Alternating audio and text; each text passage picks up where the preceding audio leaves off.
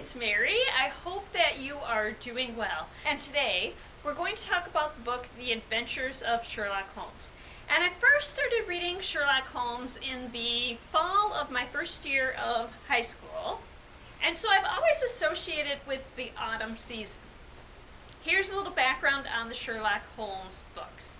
The author, Sir Arthur Conan Doyle, was going to medical school and needed to make some money to pay for his education.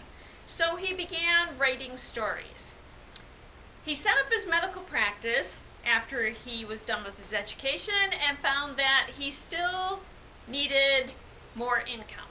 And so he continued to write. First Sherlock Holmes book, A Study in Scarlet, was published in 1887, and the second, The Sign of the Four, followed in 1890.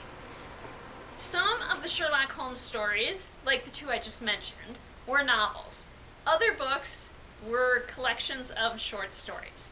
So, The Adventures of Sherlock Holmes, the one I just read, is a collection of 12 short stories.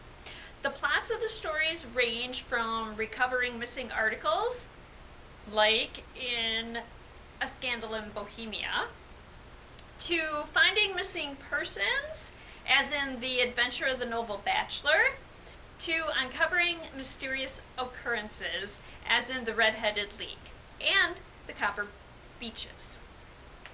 And it's always accomplished by Sherlock Holmes noticing things that other people don't notice, and adhering to his maxim that once you have excluded the impossible, whatever remains, however improbable, must be the truth. Here are some similar titles to read if you enjoy Sherlock Holmes. Edgar Allan Poe tales. I know most people associate Poe with horror stories, or at least tales of the macabre, but Poe actually wrote some of the very first detective stories, with C. Auguste Dupin as his detective.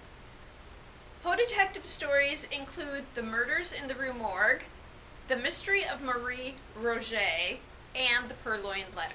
You might be thinking the stories that I've mentioned are so old. They were written in the Victorian era, so I totally get your point. Sherlock Holmes can, at times, seem a bit condescending, and some of his recreational activities are questionable. But I like to read books from different periods of time because it gives us an idea of what the beliefs were during those times. But if you'd rather not read books that were written in that time, you have a couple other options. You can read books written in the same time period, but by current authors. Earlier this year, I read Deadly Curious, which would do nicely as a substitute for Sherlock Holmes. The characters are trying to solve mysteries, and they use logic to do that, much like Sherlock himself. Otherwise, you could look into the updated versions of Sherlock Holmes, where the story is set in the 21st century.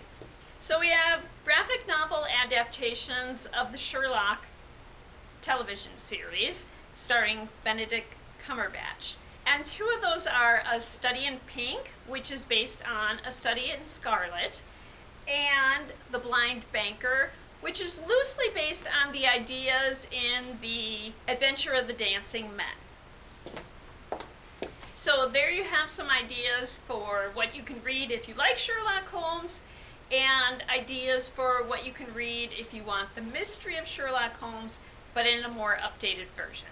And with just the few days left that we have of October, I have one book left, and it's the graphic novel adaptation of some of the Edgar Allan Poe stories, and it is called Poe Stories and Poems.